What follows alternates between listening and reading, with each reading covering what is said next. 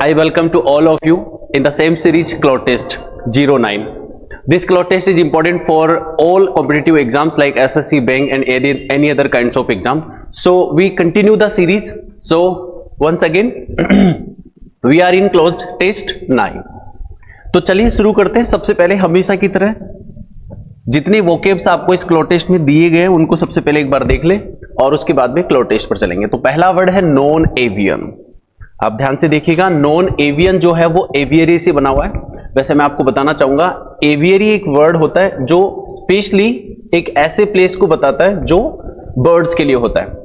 तो non avian का मतलब हो गया जो पक्षियों की तरह नहीं होते, मींस जो उड़ नहीं सकते, उसको हम नॉन एवियन बोलते हैं। अब ये जिसके लिए बोला गया है वो क्लॉड टेस्ट में पता चलेगा। टेक आफ्टर एक फ्रेजल वर्ब होता है जिसका मतलब होता है टू रिजेंबल, मतलब किसी एक व्यक्ति का दूसरे व्यक्ति की तरह दिखाई देना। इट कॉल्स रिजेंबल होना। स्पेशली ह्यूमन बीइंग में हमेशा बोलते हैं, एनिमल्स में भी बोला करते हैं।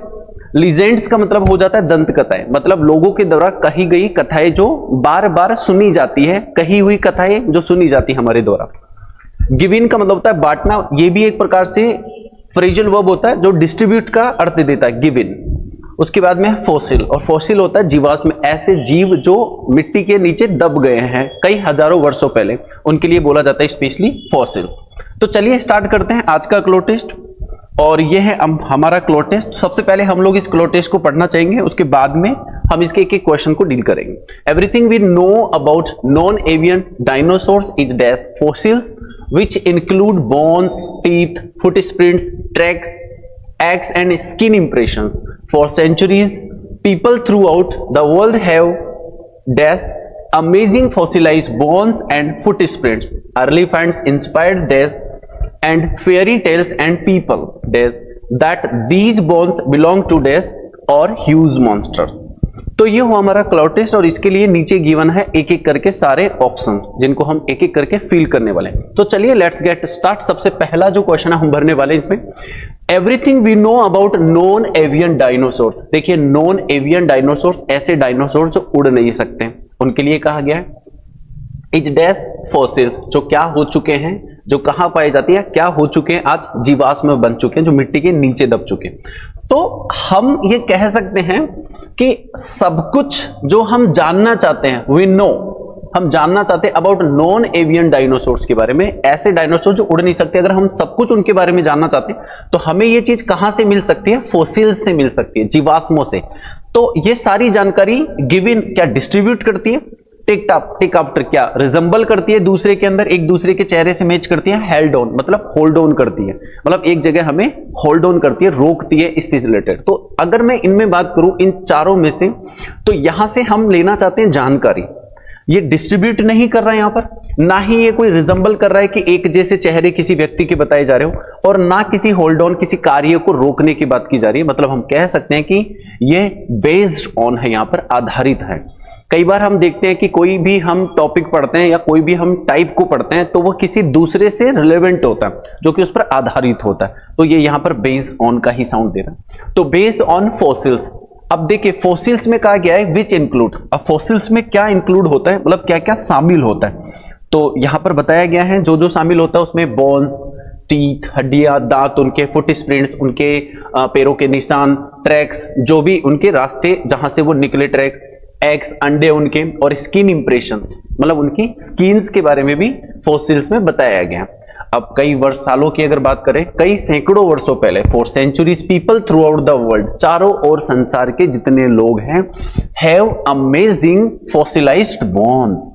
तो बहुत सारे लोगों को चारों तरफ क्या ऐसा मिला है, क्या उन्होंने डिजाइन किया है, जो कि क्या बोला जा रहा है कि अमेजिंग फॉसिलाइज्ड बोन्स, मतलब जीवाश्म में दबे हुए बोन्स, हड्डियां जो हैं उनकी बात की जा रही है। तो लोगों ने क्या किया, उनको डिजाइन किया? नहीं, ये तो पहले से ही दबे हुए, तो लोगों ने उसको डिजाइन नहीं किया होगा। क्या फैब्रिकेट किया?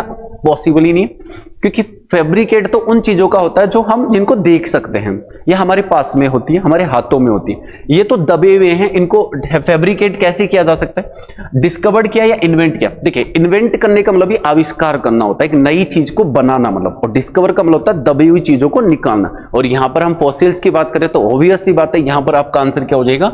डिस्कवर्ड ही होगा। तो discovered amazing fossilised bone and footprints, ठीक है।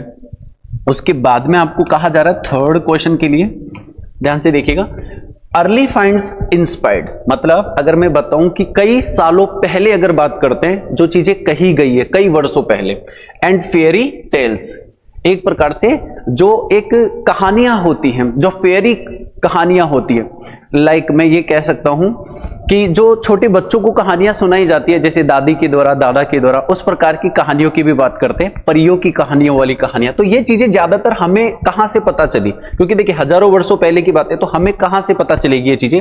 क्या ये ऑनर हो गया, फेम हो गया, लीजेंड्स हो गया, सेलिब्रिटीज? तो मैं आपको बता दूं, लीजेंड्स का जो मतलब होता है वो दंत कथाएं ही होती है, और ये सारे फॉसिल जो है यहाँ पर एक दंत कथाओं का काम कर रहे हैं। कहने का मतलब ये चीजें जो हम दूसरों से सुनते आए हैं, दूसरों के द्वारा बताई हुई चीजें। तो यहाँ पर सेलिब्रिटीज, ऑनर और फेम की कोई बात नहीं हो रही, क्योंकि फॉसिल्स का ऑनर नहीं होता, ना इनका कोई फेम होता। यहाँ पर किसी सेलिब्रिटी की भी स्पेशली बात नहीं की जा रही कि किसी व्यक्ति विशेष को स्पेशल ऑनर दिया जा रहा हो, यहाँ पर लीजेंड्स की बात हो रही है। देखिए कई बार ये होता है कि लीजेंड जो हम पढ़ते हैं, किसी सेलिब्रिटी को भी लीजेंड बोला जाता है। और एक और अर्थ आपको जानना चाहिए, लीजेंड्स का मतलब होता है दंत कथाएं जो कही गई है, सुनी गई है। तो यहाँ पर डेफिनेटली लीजेंड्स ही आंसर होगा। कई बार तो फर्स्ट टाइम जब नहीं मीनिंग पता होता तो हम कंफ्यूज होते हैं कि इन चारों में से क्या होगा, बट ये स्पेशल दो मीनिंग रखता है। तो यहाँ पर दंत कथाओं की बात हो रही है, और उसके बाद में बोला फेयरी टेल्स एंड पीपल। अब देखिए फोर्थ ऑप्शन क्या कहना चाह रहा है, इसके ऑप्शन के अकॉर्डिंग हम बात करेंगे। फोर्थ ऑप्शन में यहां पर आपको दिया गया है कि ये चीजें जितनी भी हमें बताई गई है, दंत कथाएं हमने सुनी या परियों की कहानियों से हमने सुना, तो ये क्या है जो कि पीपल के द्वारा क्या की गई है, एम की गई है। क्या लोगों को सपने आए थे इसके? हो ही नहीं सकता कि लोगों को सपने आएंगे। क्या लोग इसके खिलाफ खड़े हो गए थे? नहीं, इसके खिलाफ लोग बिल्कुल भी नहीं खिलाफ खड़े होंगे। लोग तो इवन इसको जानने की इच्छुक रखते हैं। तो क्या ये अरेंज किया गया है? देखिए ये फॉसिल्स जो है ऑलरेडी जीवाश्म की तरह दबे हुए हैं, तो इनको अरेंज करना तो पॉसिबल ही नहीं है, क्योंकि ये तो पहले से दबे हैं। हाँ, लोगों ने इमेजिन जरूर किया इसके बारे में कि कैसे बड़े बड़े या फिर जानवर जो थे डायनासोर के फॉर्म में जो नीचे दबे हुए थे। तो ये एक प्रकार से हम सोच ही सकते हैं। जैसे मान लीजिए कि कई बार छोटे बच्चों को कहानी सुनाई जाती है कि बेटा देख, जंगल में एक बार एक बड़ा एक शेर था और एक कोई भी मान लीजिए सिंहार था। तो हम वहां पे इमेजिनेशन करते हैं कि हाँ ऐसा होगा, बिल्कुल हो सकता है। तो ये चीजें इमेजिनेशन का ही पार्ट होती है। आज भी हमें अगर डायनासोर्स के बारे में बताया जाता है तो हम लोग इमेजिनेशन कर लेते हैं कि हाँ ऐसा हो सकता है भाई, लेकिन हम ये नहीं कह सकते कि हम एम अपोज या फिर अरेंज कर ले। तो इमेजिनेशन करना तो एक इंसान का काम होता है कि कर सकता, वो ये इजी टास्क होता है। तो and fairy tales and people imagine that These bones belong to, अब देखिए लोग ये इमेजिन कर रहे थे, कई लोग तो ऐसे ऐसे भी इमेजिन कर रहे थे कि ये सारे जो बोन्स एक फॉसिल्स के तौर पर मिले हैं वो किससे बिलोंग करते हैं? वो स्पिरिट से बिलोंग करते हैं। बोले तो आत्माओं के हैं। वो जाइंट्स के हैं, बड़े बड़े आकार के जो जीव होते हैं, जानवर होते हैं उनको। वो भूतों के हैं। डेविल्स का मतलब एक प्रकार से भूत ही होता है, दुष्ट व्यक्ति, या मैं भूतों को भी बोल सकता हूं, ठीक है ना, जो एक आत्माओं की तरह होते हैं। अब देखिए ध्यान से, यहां पर आपको कहा गया कि जो भी इमेजिनेशन की गई है वो बिलोंग करती है, लोगों के द्वारा इमेज किया गया ये ह्यूज मॉन्स्टर। तो इससे हमें एक हेल्प मिल जाती है कि ह्यूज मॉन्स्टर्स और उसके पहले जो और के पहले हम फिलर लगाने वाले हैं, इन दोनों में एक ही सेंस है। क्यों? क्योंकि ये ह्यूज मॉन्स्टर्स का दे रहा, तो इन चारों ऑप्शन में जायंट्स ही एकमात्र ऐसा ऑप्शन है जो बड़े आकार के जानवरों के बारे में बताता है, और सही भी है कहना इसमें। तो डेफिनेटली हमारा ये आंसर बिल्कुल ठीक हुआ कि इसमें जायंट्स का ही फॉर्म होगा, क्योंकि ह्यूज मॉन्स्टर्स और जायंट्स एक ही शब्द होते हैं, दोनों में सिमिलरिटी होती है यहाँ पर, और का मतलब दोनों में कोई एक हो सकता है। तो ये हुआ हमारा आज का क्लोड टेस्ट, जिसके 5 ऑप्शंस हमने कंप्लीटली किए।